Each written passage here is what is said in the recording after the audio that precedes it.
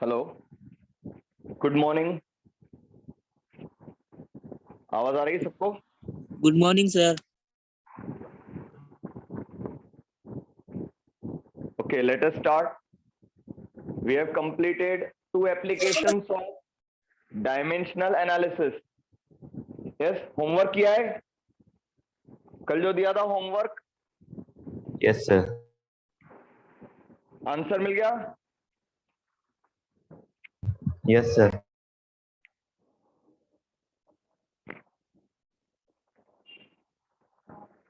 Answer तो बता दिया था मैंने। क्या था answer? Gravitational constant G equal to, बोलो। 6.37 into 10 raised to minus 11. 6.67 into 10 to the power minus 11 newton metre square पर केजी स्क्वायर। ऐसा यूनिट में कन्वर्ट करना था, सीजीएस यूनिट में दिया था। Yes कितने sir. लोगों ने कंप्लीट किया ये? Raise your hand. How many of you have completed?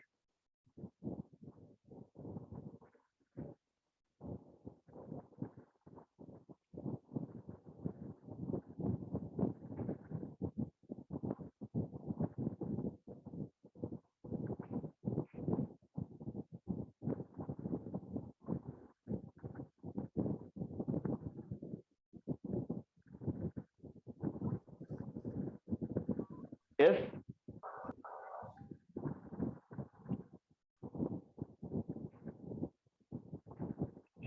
से भेजा message, what is the mass of electron? Electron का मास होता है 9.1 into 10 to the power minus 31 KG. Mass of electron is equal to 9.1 into 10 raise to power minus 31 kilogram. Yes, इसका order of magnitude अगर निकालना है, इसका doubt है ये, तो फर्स्ट हमने पढ़ा था to find the order of magnitude convert the given quantity in this form a multiplied by 10 to the power n।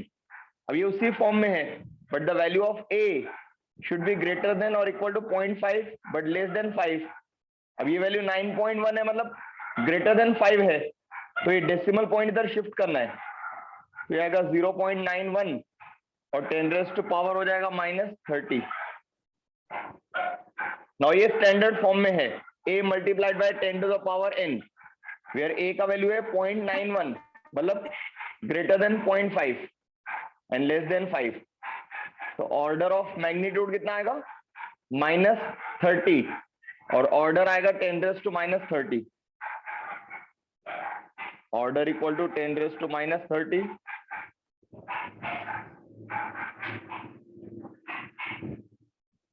and order of magnitude equal to minus 30.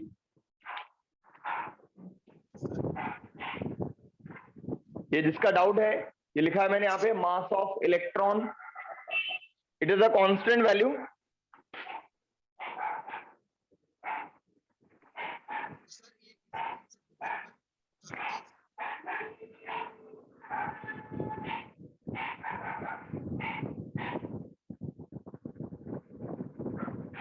Okay, और परसों जो प्रॉब्लम दिया था उसका आंसर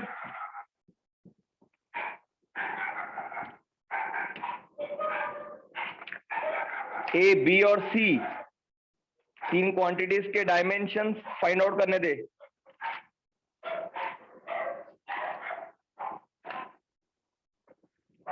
देखो, क्वेश्चन था आपका day before yesterday, जब आपको दिया था होमवर्क के लिए, velocity is equal to AT plus B upon, या A कैपिटल था,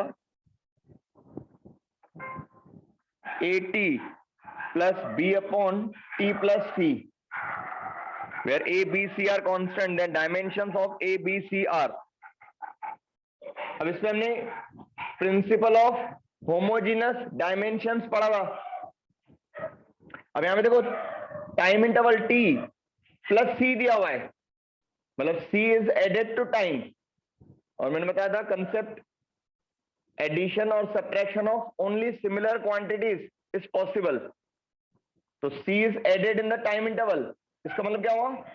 Dimensions of C should be equal to dimensions of time. That is m0 l0 t raised to 1. तो सबसे पहले आपको C के डायमेंशंस मिल जाएंगे. C टाइम इंटरवल में add किया हुआ है, इसका मतलब ये डायमेंशनली सेम है. मतलब dimensions of C should be equal to dimensions of time. Okay? Okay, sir. m0 l0 t raised to 1. फिर अब ये एक टर्म है वेलोसिटी, ये दूसरा टर्म है at और ये तीसरा टर्म. हमने पढ़ा था dimensions of all the terms in the given equation should be same. तो हम लिख सकते हैं यहाँ पे dimensions of velocity equal to आएगा dimensions of a into t, and therefore dimensions of a equal to आएगा dimensions of velocity upon dimensions of time. t is taken on this side. अब v के dimensions क्या होते हैं velocity के? m0 l1 t minus m0 l1 t minus 1 displacement upon time and l1 t raised to minus 1 or divided by t raised to 1. So finally we get dimensions of a equal to m0 l1 t to the power minus 2. ये हो गया आपका second answer. ये first answer समझो सी का dimension, ये ए का dimension हो गया. Then find the dimensions of b. तो ये term again also you can write dimensions of v equal to आएगा dimensions of b upon c. अब यहाँ पे t प्लस c लिखा अगर हमने, तो टाइम इंटरवल और टाइम इंटरवल और c दोनों तो सेम ही है ना डायमेंशनली. तो टाइम प्लस टाइम तो टाइम ही आएगा. मतलब उसको आप डायरेक्ट t भी लिख सकते हो या c भी लिख सकते हो. Dimensions of b equal to क्या आएगा? Dimensions of v multiplied by dimensions of t. अब वेलोसिटी के डायमेंशंस है m0 l1 t minus 1 और multiplied by t raised to 1. तो फाइनली ये t raised to minus 1 और प्लस 1 कट हो जाएगा. मतलब we get m0 l1 t0.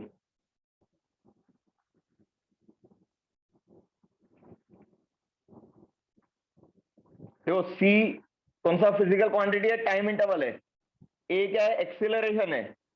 और b लेंथ है या डिस्टेंस है. समझ में आया? yes sir.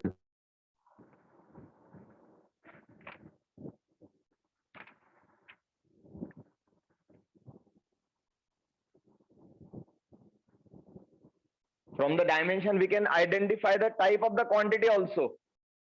तो a के डायमेंशंस क्या बता रहे हैं?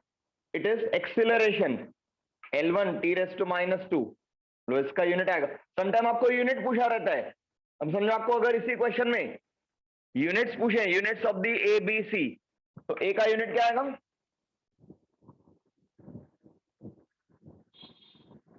मीटर पर सेकेंड स्क्वायर.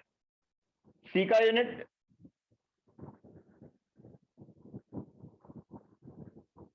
सेकंड और b का यूनिट क्या आएगा? b का यूनिट मीटर. मीटर. समटाइम आपको इसी क्वेश्चन में यूनिट्स पूछे रहेंगे. तो a का यूनिट क्या होगा? मीटर पर second square because it is similar to acceleration. b का यूनिट आएगा metre because it is a type of length. वो डिस्टेंस है, लेंथ है, हाइट है, बट सिमिलर टू लेंथ है. और डायमेंशंस ऑफ c क्या है? t raised to 1. मतलब c is a time interval, तो उसका यूनिट आएगा सेकंड. समझ में आया? Take the screenshot. ये परसों जो आपको दिया था होमवर्क के लिए पहले दिन फर्स्ट एप्लीकेशन में, उसका सॉल्यूशन है. जिन्होंने लिखा नहीं कंप्लीट करना है नोटबुक में. और कल क्वेश्चन जो दिया था उसका आंसर बताया था. Capital G equal to 6.67 into 10 to the power minus 11.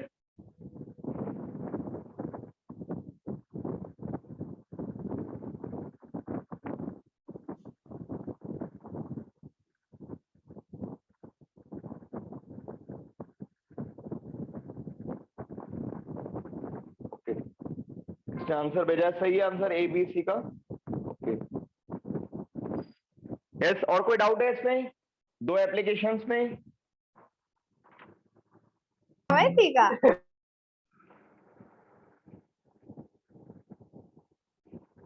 Now let us see the third application. क्या था थर्ड एप्लीकेशन?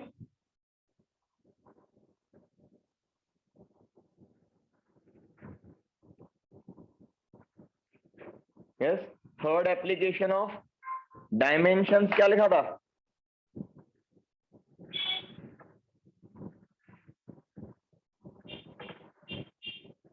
अरे बोलो, लिखवाए थे तीनों application.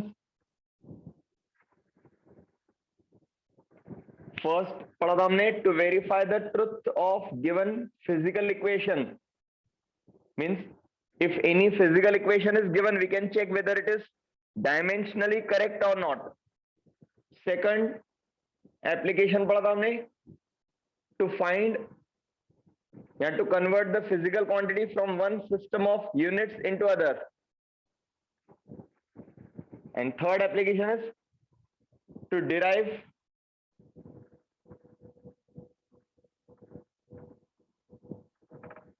exact relation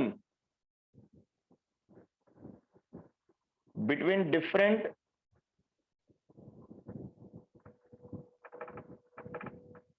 physical quantities.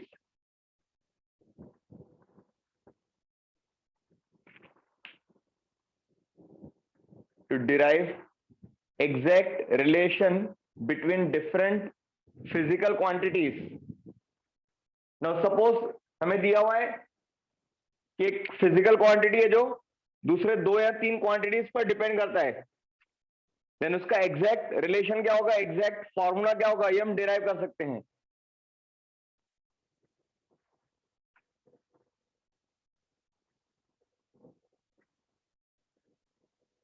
मतलब आपको इंफॉर्मेशन दिया रहेगा, given quantity depends on two और more other quantities and we can derive the exact dependence या exact relation of that quantity. अब depends का मतलब क्या होता है?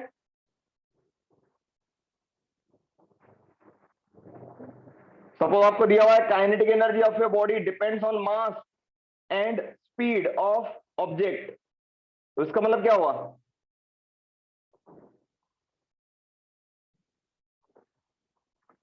सपोज आपको दिया हुआ है kinetic energy of your body depends on mass and its speed, तो इसका मतलब क्या हुआ? अगर mass of the body change हुआ तो काइनेटिक एनर्जी भी चेंज होगा, और अगर स्पीड चेंज हुआ again kinetic energy will change.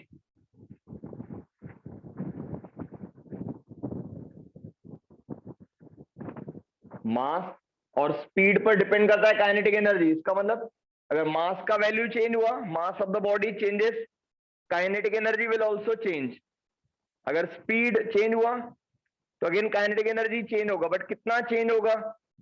और अगर मास इंक्रीज किया तो काइनेटिक एनर्जी इंक्रीज होगा या डिक्रीज होगा?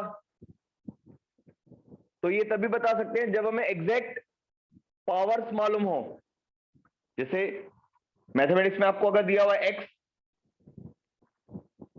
डिपेंड्स ऑन y, तो इसका मतलब क्या हुआ? अगर y का वैल्यू चेंज हुआ तो x का वैल्यू भी चेंज होगा। समझ में आ रहा है? सपोज आपको एक स्टेटमेंट दिया हुआ है x depends on y, it means the value of x changes if the value of y changes. अब exactly how it will change, exactly कितना चेंज होगा और कैसे चेंज होगा, तो ये तभी बता सकते हैं जब आपको रिलेशन पता हो। अगर आपको रिलेशन दिया हुआ है x is directly proportional to y, तो इसका मतलब पढ़ा आपने, यस।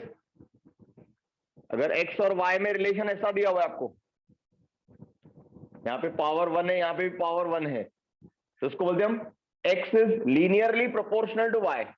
मतलब y का वैल्यू अगर हमने डबल किया, 2 टाइम्स किया, तो x का वैल्यू भी डबल हो जाएगा, 2 टाइम्स हो जाएगा। अगर y का वैल्यू 3 गुना किया, 3 टाइम्स, तो x का वैल्यू भी 3 टाइम्स हो जाएगा। मतलब change in y will be same as change in x.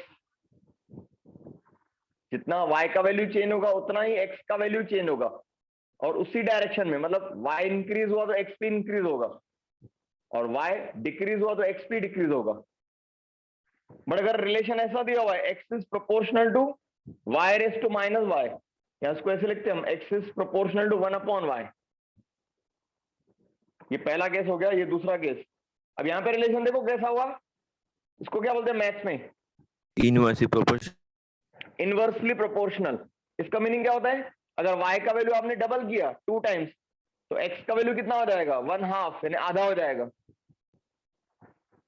यहाँ पे और यहाँ पे एक थिंग कॉमन है, x डिपेंड्स ऑन y, यानी y का वैल्यू चेंज करने से x का वैल्यू भी चेंज हो रहा है, लेकिन यहाँ पे लीनियरली प्रोपोर्शनल है, मतलब y डबल करने से x भी डबल हो जाएगा, y ट्रिपल करने से x भी ट्रिपल हो जाएगा। बट यहाँ पे x is inversely proportional to y, मतलब y का वैल्यू अगर आपने ट्वाइस लिया 2 टाइम्स, तो x का वैल्यू कितना आएगा? 1/2, यानी हाफ हो जाएगा। अगर y का वैल्यू ट्रिपल लिया तो x कितना हो जाएगा? 1/3, यानी 1/3। समझ में आ रहा है? Yes sir. अगर ऐसा रिलेशन दिया हो x is proportional to y square, इसका मीनिंग क्या निकलता है? y अगर डबल किया तो x कितना हो जाएगा? If the value of y becomes double, then what will be the change in value of x? अगर ये डबल किया y का वैल्यू, तो x कितना चेंज होगा? अरे यहाँ पे 2 टाइम्स किया, 2 का स्क्वायर कितना होता है?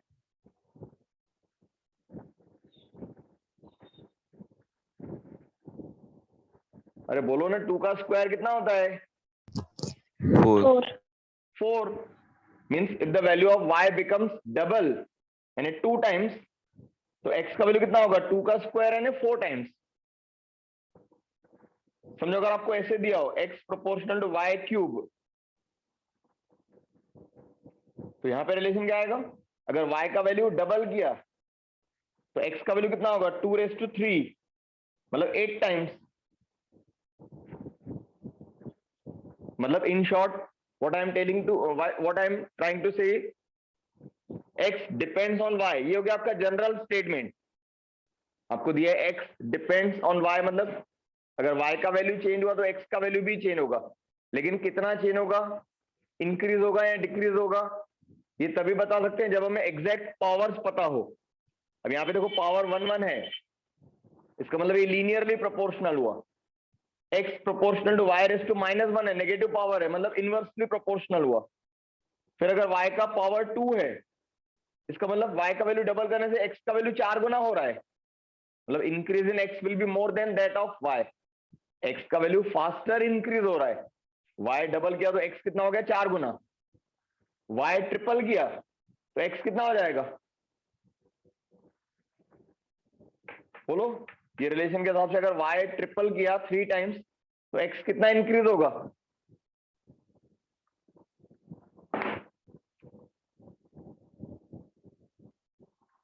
अरे बोलो ना, नहीं समझ में आ रहा है? y का स्क्वायर है, तो अगर मैंने y का वैल्यू डबल किया तो x कितना हो रहा है? 2 का स्क्वायर यानी 4 टाइम्स। अगर y ट्रिपल किया 3 टाइम्स, तो x कितना चेंज होगा? 2 टाइम्स। 8 कैसे आएगा? y ये रिलेशन बोल रहा हूं मैं, थर्ड नंबर रिलेशन देखो, 9 टाइम्स। 3 का स्क्वायर कितना होता है? 9। अब y का वैल्यू ट्रिपल करने से x का वैल्यू कितना हो गया? 3 स्क्वायर, मतलब 9 टाइम्स, मतलब increase in x is faster than y। और यहाँ पे और फास्टर है क्योंकि क्यूब है, तो y अगर डबल किया तो x का वैल्यू 8 टाइम्स हो जाएगा। y ट्रिपल किया तो x का वैल्यू कितना होगा? 3�3, मतलब 27 टाइम्स। मतलब इन शॉर्ट आपको याद रखना है, अगर आपको ऐसे केवल दिया हुआ है kinetic energy depends on mass and speed, तो केवल हमें इतनी जानकारी दी हुई है कि kinetic energy depends on mass and speed, मतलब मास और स्पीड अगर चेंज हुआ तो काइनेटिक एनर्जी भी चेंज होगा, बट कितना चेंज होगा और kinetic energy proportional to m raise to 1 है कि m रेस टू 2 है कि इनवर्सली प्रोपोर्शनल है, मतलब नेगेटिव पावर है। सिमिलरली काइनेटिक एनर्जी और स्पीड में क्या रिलेशन है? Kinetic energy proportional to v का स्क्वायर है या v का क्यूब है। ये रिलेशन तभी बता सकते हैं जब हम पावर्स मालूम होंगे। अब काइनेटिक एनर्जी वाला एग्जांपल मैंने इसलिए लिया क्योंकि आपने ये पढ़ा है। काइनेटिक एनर्जी का फॉर्मूला क्या होता है? हाफ, बोलो, अरे काइनेटिक एनर्जी का फॉर्मूला क्या होता है? 1/2 mv स्क्वायर। मतलब मास के साथ देखो क्या रिलेशन आया है,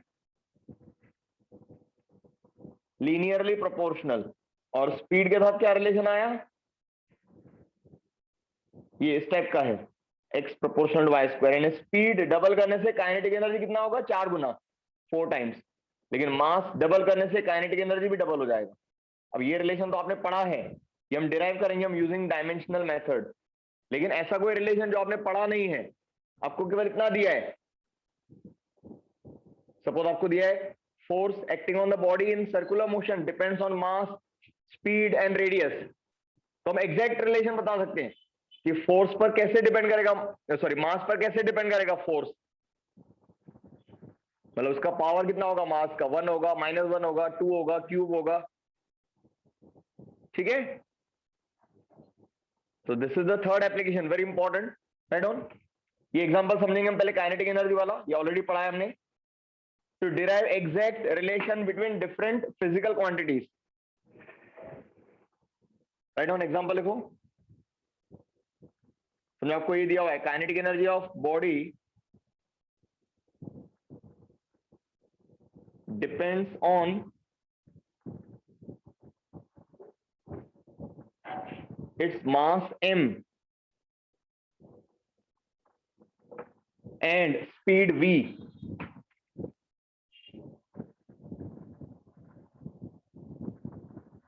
Derive its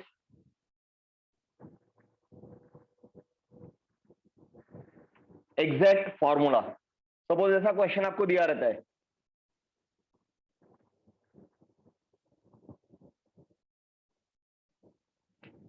kinetic energy of your body depends on its mass and speed v. Derive its exact formula. Question समझ में आया सबको?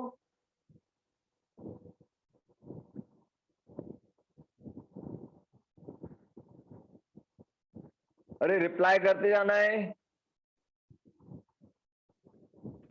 Yes sir.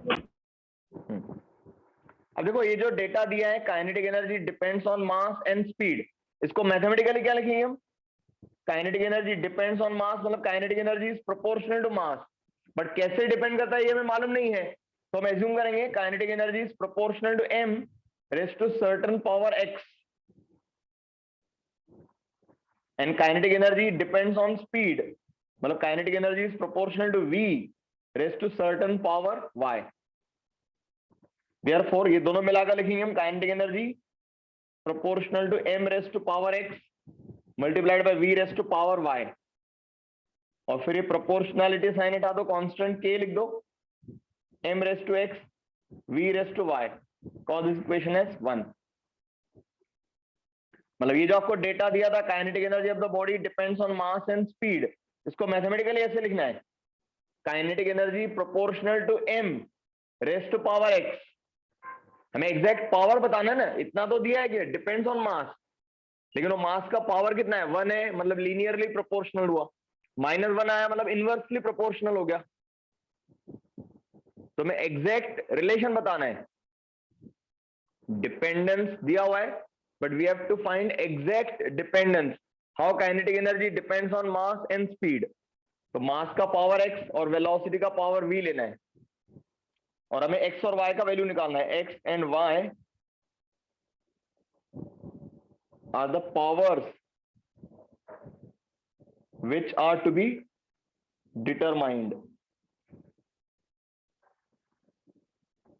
X and y are the powers which are to be determined.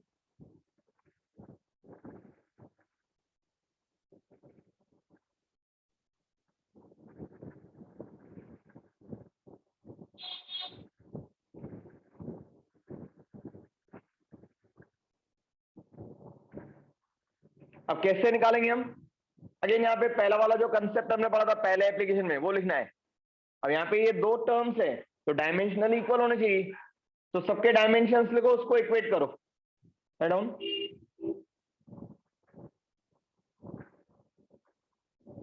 Writing the dimensions of all quantities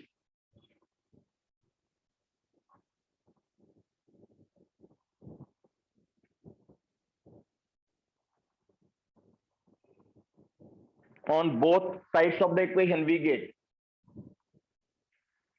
Write the dimensions of all the physical quantities on both the sides of the equation.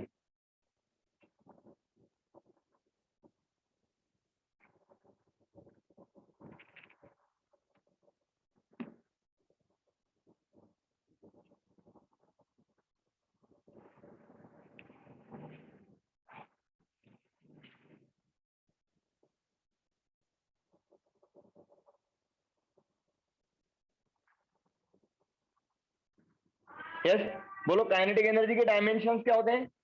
Kinetic energy similar to work. हाँ बोलो। m raised to power 1 l raised to power 2 t raised to minus 2 power. Very good.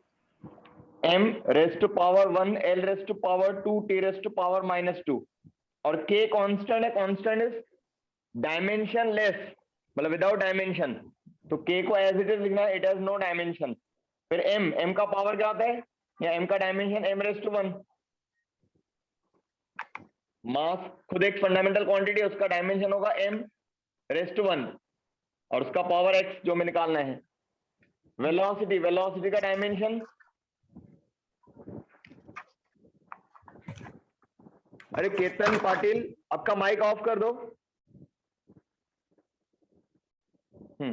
Yes, velocity क्या होता है? Velocity के dimensions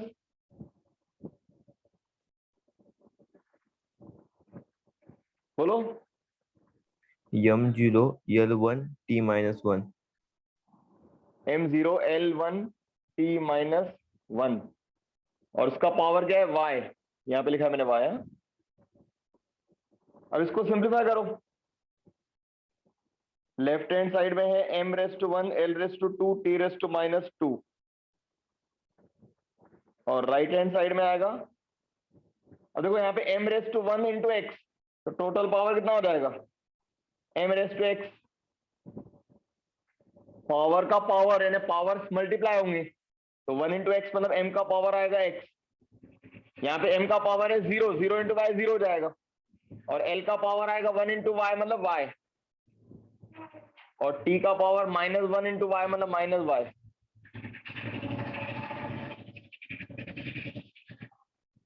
बराबर है?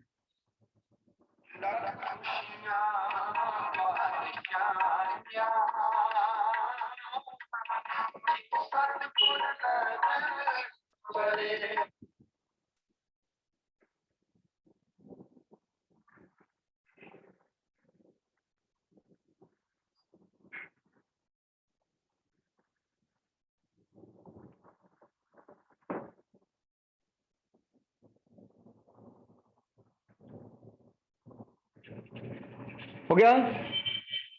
अब यहाँ पे क्या करना है? LHS इक्वल टू RHS, तो equate the powers of mass, length and time on both the sides.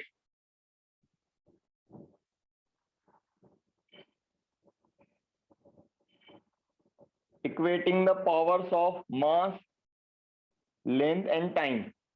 अब यहाँ पे देखो मास का पावर है x और यहाँ पे मास का पावर है 1, मतलब x इक्वल टू क्या हुआ? 1। दोनों साइड में मास का पावर इक्वेट करो, तो x इक्वल टू क्या आएगा? 1। सिमिलरली लेंथ का पावर इक्वेट करो, तो यहाँ पे l रेस्ट टू y है, यहाँ पे l रेस्ट टू 2 है, तो y इक्वल टू क्या आएगा? 2। और यहाँ पे माइनस y इक्वल टू -2 है, अगेन y इक्वल टू 2 ही मिलेगा। यहाँ पे 2 वेरिएबल है, 3 भी रहे तो हम निकाल सकते थे, x y z 3 इक्वेशन बनते हैं। मास का पावर इक्वेट करो, एक इक्वेशन बनेगा, लेंथ का पावर इक्वेट करो, इक्वेशन 2 मिलेगा, और टाइम का पावर इक्वेट करो, इक्वेशन 3 मिलेगा। फिर 3 इक्वेशन सॉल्व करके हम 3 वेरिएबल निकाल सकते हैं, बट यहाँ पे 2 ही वेरिएबल है। अब देखो x का वैल्यू मिला 1, y का वैल्यू मिला 2, मतलब इक्वेशन 1 में ही वैल्यू पुट अप करो, तो क्या हो जाएगा equation 1, put these values in equation 1, तो इक्वेशन 1 बिकम्स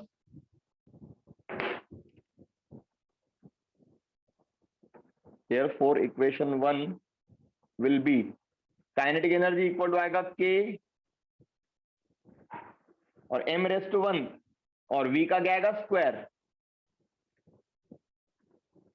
तो ये आपका हो गया exact relation, kinetic energy equal to k और m रेस टू 1 नहीं लिखा तो भी अंडरस्टूड रहता है। अब k जो है कांस्टेंट, ये एक्सपेरिमेंटली मिलता है हमें, अगर आपको मालूम है तो आप लिख सकते हो, अदरवाइज यहाँ पे छोड़ सकते हो आप आंसर। एक्सपेरिमेंटली यानी फ्रॉम द एक्सपेरिमेंट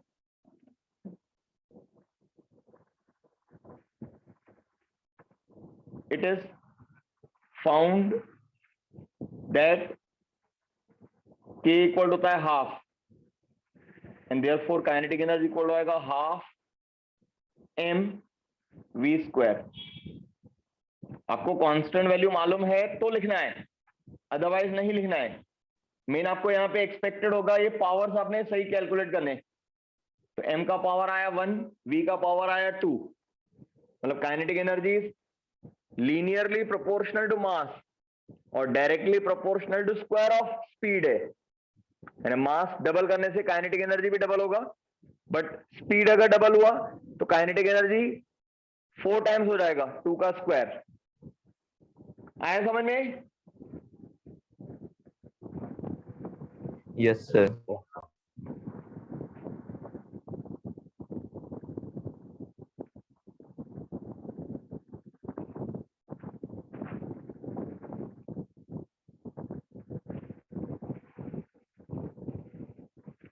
तो ये थर्ड एप्लीकेशन है। अगर आपको ऐसा नहीं कि हम डायरेक्टली रिलेशन डिराइव कर सकते हैं, आपको इन्फॉर्मेशन दिया रहेगा लेकिन वो डिपेंडेंस कैसा रहेगा, एग्जैक्ट डिपेंडेंस नहीं रहेगा। जैसे यहाँ पे दिया था kinetic energy depends on mass and speed, तो उसको पहले मैथमेटिकली क्या लिखना है, kinetic energy proportional to mass raise to certain power x, और kinetic energy proportional to v raise to certain power y। फिर x और y का एग्जैक्ट वैल्यू बताना है, पावर्स का एग्जैक्ट वैल्यू कैलकुलेट करना है with help of dimensional method. समझ में आया? yes sir. Yes, sir. Okay देखो नेक्स्ट एग्जांपल। अब ये एग्जांपल तो आपने पढ़ा था, आपको पता था आंसर क्या आने वाला है। You know the relation, kinetic energy equal होता है m half m v square, तो आपको पता था m रेस टू 1 आएगा, v का पावर 2 आएगा, बट कोई अननोन फॉर्मूला जो आपने अभी पढ़ा नहीं है, जो आगे आप पढ़ने वाले हो फिजिक्स में, वो अगर रहा तो भी हम निकाल सकते हैं। Write down. नेक्स्ट एग्जांपल देखो इसका,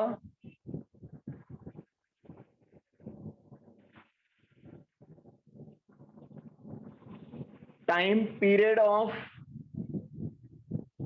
ए pendulum clock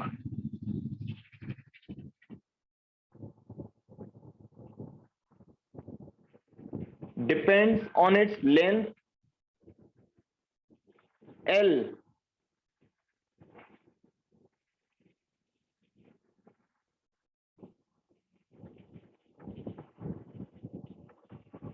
and acceleration due to gravity.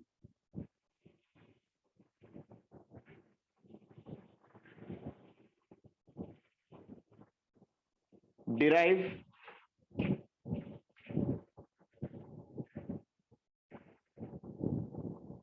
its exact formula.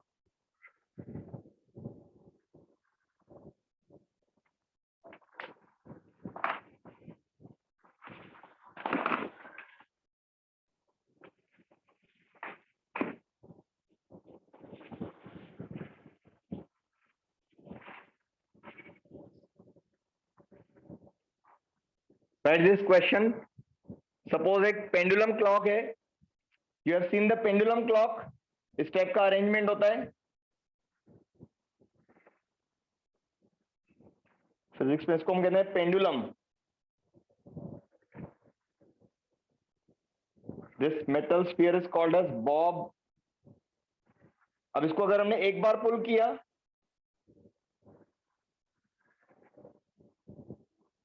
Suppose this is pulled by small angle theta and release, तो ये ऐसे ऑसिलेट होगा। कैसा मोशन है ये? oscillatory motion, oscillatory motion. Oscillation. इसका टाइम पीरियड जो है, अब टाइम पीरियड का मतलब होता है time taken to complete one oscillation. अब एक ऑसिलेशन मतलब सपोज अगर हमने ए पॉइंट पर रिलीज किया तो ए से बी और वापस बी से ए तक जब आएगा तो इसको बोलते हैं one oscillation. When the bob of a pendulum move from point A to point B and again from B to A, तो ए से बी और बी से ए, इसको बोलते हैं हम वन ऑसिलेशन। और वन ऑसिलेशन कंप्लीट होने के लिए जो टाइम लगेगा उसको बोलते हैं हम टाइम पीरियड। अब यहाँ पे आपको दिया हुआ है कि एक पेंडुलम क्लॉक का टाइम पीरियड दो फैक्टर्स पर डिपेंड करता है। एक तो लेंथ ये होता है यहां से लेके सेंटर तक, from the point of suspension to centre of gravity, ये हो गया लेंथ ऑफ द पेंडुलम। तो time period depends on length, और दूसरा it depends on acceleration due to gravity. Acceleration due to gravity मतलब ग्रेविटेशनल एक्सेलरेशन कितना होता है, जी का value, it is a constant value. Acceleration due to gravity पढ़ा है ना, कितना होता है?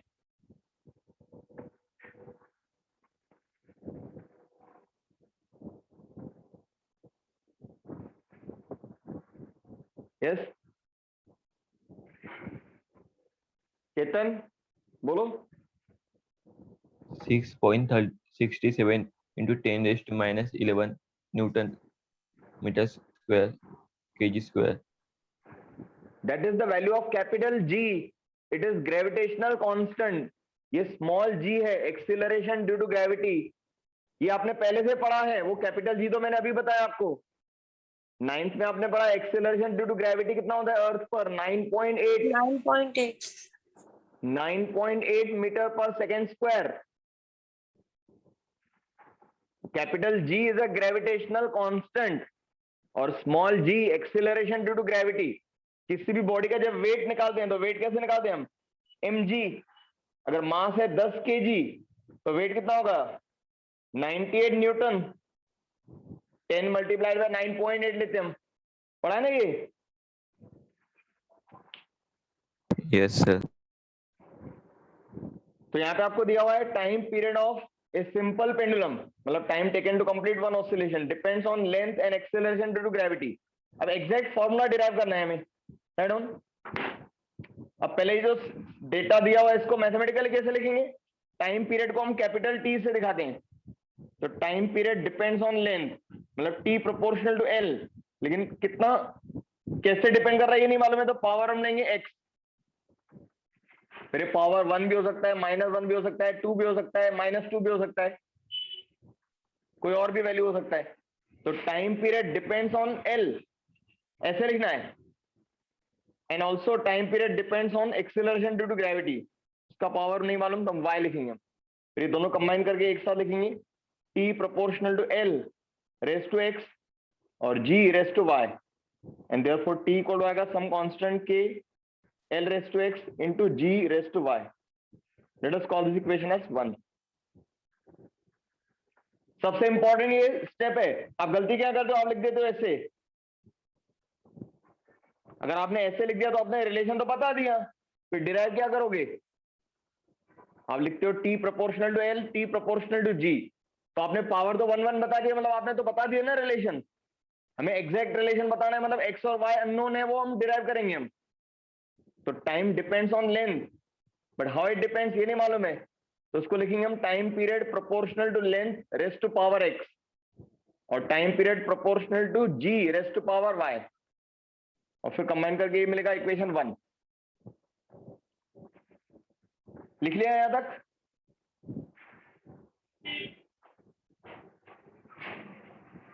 वेयर x एंड y क्या है,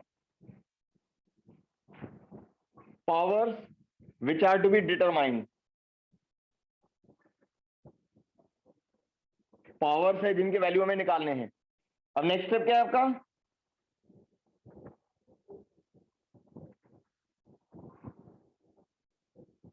right the dimensions of all quantities.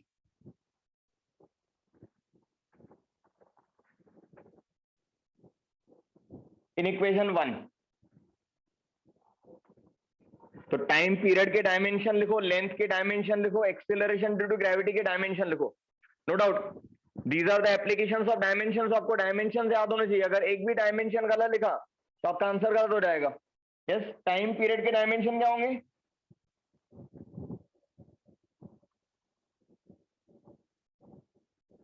अरे बोलो fast.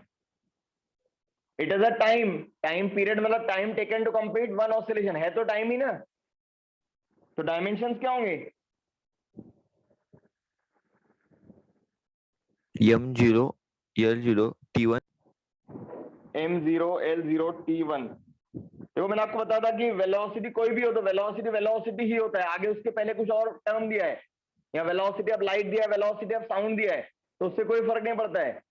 Critical velocity, escape velocity, है तो वो वेलोसिटी ना, या ऑर्बिटल वेलोसिटी, तो डायमेंशंस वही रहेंगे। तो टाइम पीरियड है तो वो टाइम ही, बट इतना है कि वो स्पेसिफिक टाइम है, time taken to complete one oscillation. तो t⁻1 आएगा, k कांस्टेंट, और l मतलब लेंथ, तो लेंथ l⁻1 आएगा। m0 t0 नहीं लिखा तो भी चलेगा। और g acceleration due to gravity. Again यहाँ पे ये एक्सीलरेशन ही है, बट ये ड्यू टू ग्रेविटेशनल फोर्स है, इसको हम देते हैं नाम g। और अगर कोई और एक्सीलरेशन रहा तो स्मॉल a लिखते हैं हम। Acceleration due to other force is called as a, और acceleration due to gravitational force is called g। है तो एक्सीलरेशन ही, उसका डायमेंशन बोलो एक्सीलरेशन का। m0 l1 t-2 m0 l1 t⁻², और उसका पावर है y। उसको सिंप्लीफाई करो। m0 l0 t⁻1 इक्वल आएगा k कांस्टेंट। अब यहाँ पे पावर्स को पावर से मल्टीप्लाई भी करो और ऐड भी कर दो साथ में। l⁻² क्या आएगा x, और m का पावर 0 इंटू वाई मतलब 0 आएगा, l⁻1 इंटू वाई मतलब y आएगा, और t⁻²y।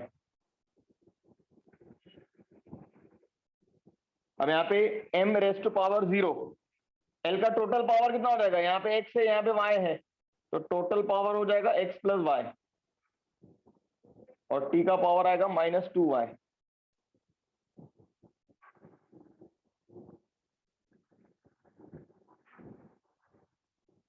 समझ में आया यहां तक?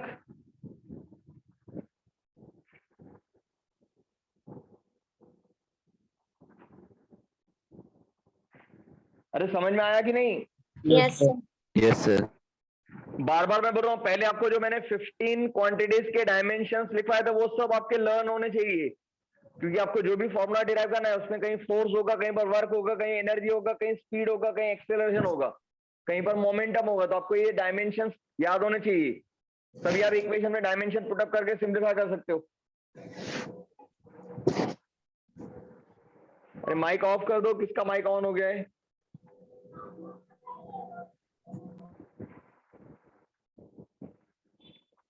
नेक्स्ट स्टेप क्या होगा? दोनों साइड में पावर्स को इक्वेट करो।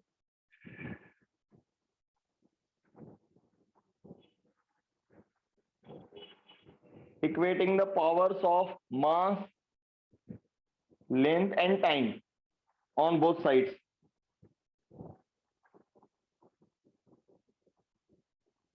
दोनों साइड में मास, लेंथ और टाइम के पावर्स को इक्वेट करो। अब देखो यहाँ पे m⁻0 है, यहाँ पे m⁻0, तो ये तो कोई इक्वेट करके फायदा नहीं है। यहाँ पे l का पावर है x प्लस वाई, और यहाँ पे है 0, मतलब x plus Y equal to क्या आएगा 0, एंड t का पावर यहाँ पे है 1, यहाँ पे है -2y, तो -2y इक्वल टू आएगा 1। दोनों साइड में मास, लेंथ और टाइम के पावर्स इक्वेट करो, तो क्या मिला हमें? x plus Y equal to 0, l का पावर इक्वेट किया, और -2y इक्वल टू 1। यहाँ पे फिर से मैं लिख रहा हूँ x plus Y equal to 0 and minus 2y equal to 1, ये मिला आपको। अब माइनस 2y इक्वल टू 1, तो y कितना हुआ?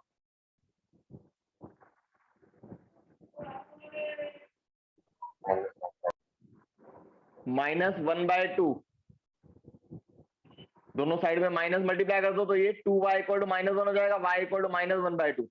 तो ये y का आंसर मिल गया। फिर ये y का वैल्यू यहाँ पे पुटअप करो, therefore x minus y, x plus y है तो y का वैल्यू है -½ तो x minus half equal to 0, तो x इक्वल टू क्या आएगा? +½ बराबर है।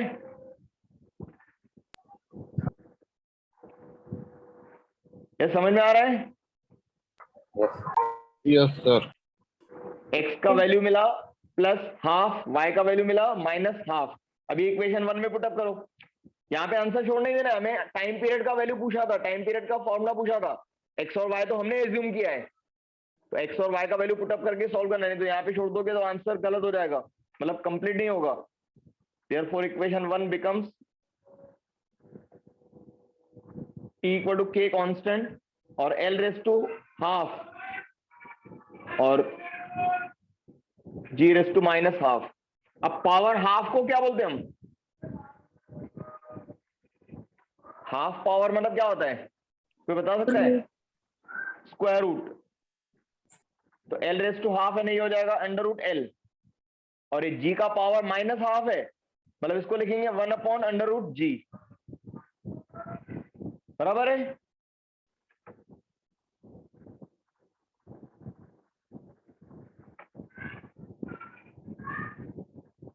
समझ में आया? Therefore t इक्वल आएगा k multiplied by √l/g,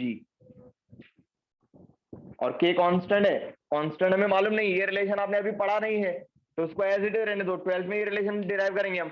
k का वैल्यू मिलता है 2 × पाई, k का वैल्यू मिलता है 2 पाई, तो t equal to 2 pi √l/g। ये रिलेशन आपका time period of the simple pendulum का। बट यहाँ पे आपने कांस्टेंट का वैल्यू नहीं पढ़ा है तो उसको एज इट इज छोड़ दो।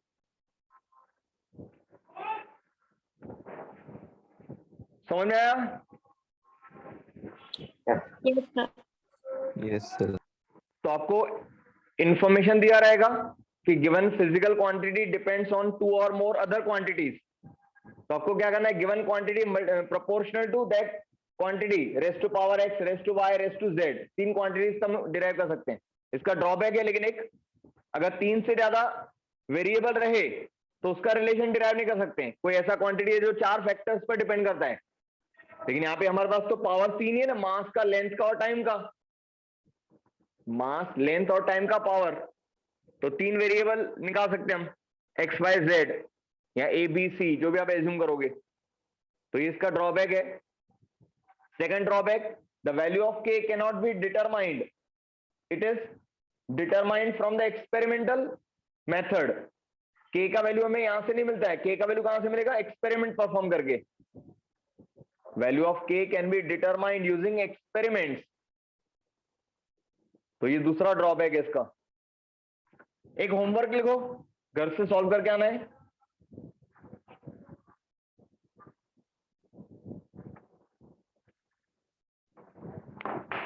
Write this question for homework.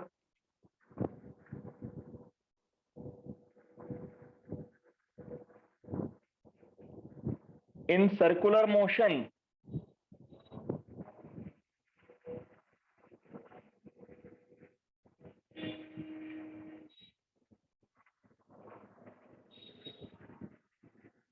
Centripetal force,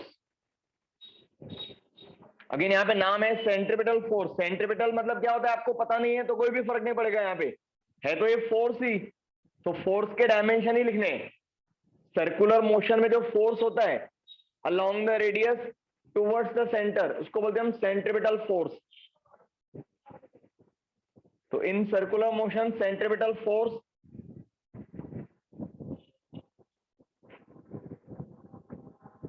acting on the body depends on mass m, comma velocity v,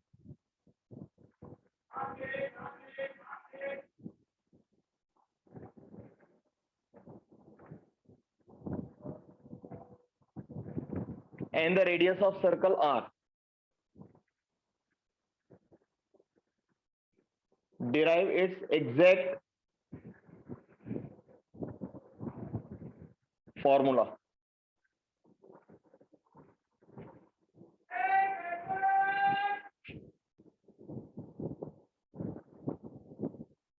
लिख लिया क्वेश्चन सबने?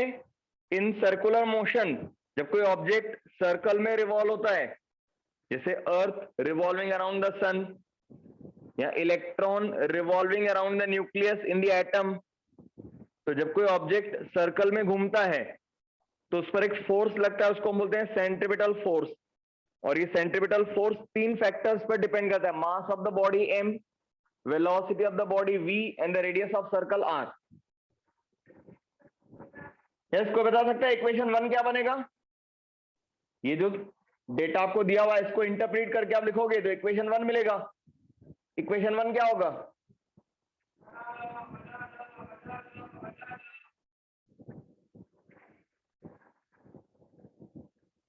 यस, अरे समझ में आ रहा तो बोलो ना, रिप्लाई करो ना। ये आप कैसे लिखोगे? फोर्स प्रोपोर्शनल टू मास, इसको कैसे लिखोगे मैथमेटिकली?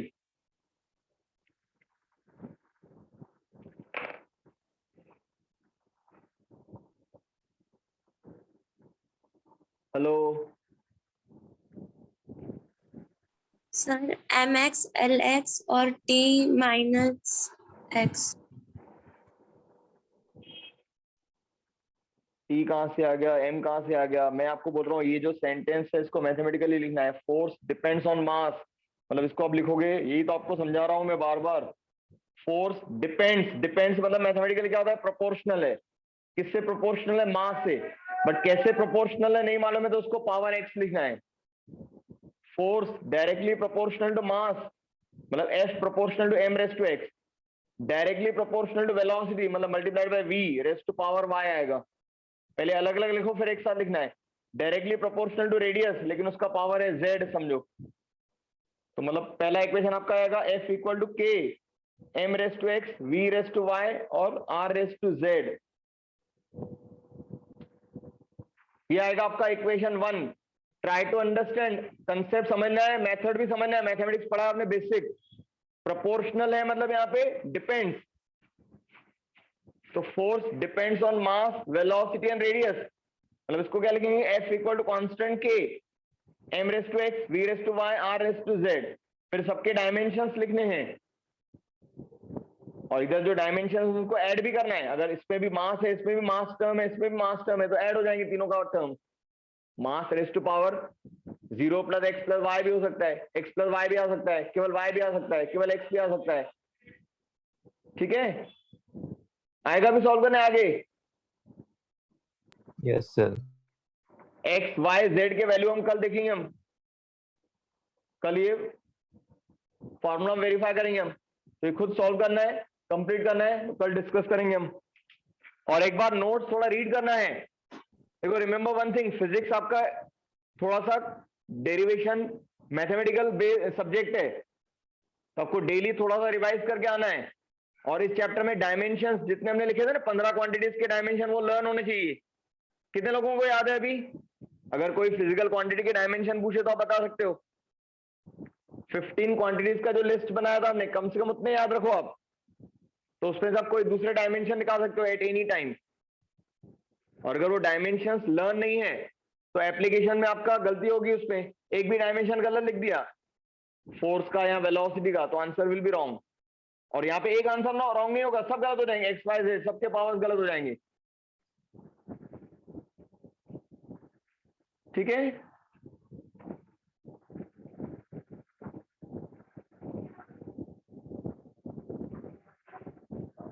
अरे समझ में आया?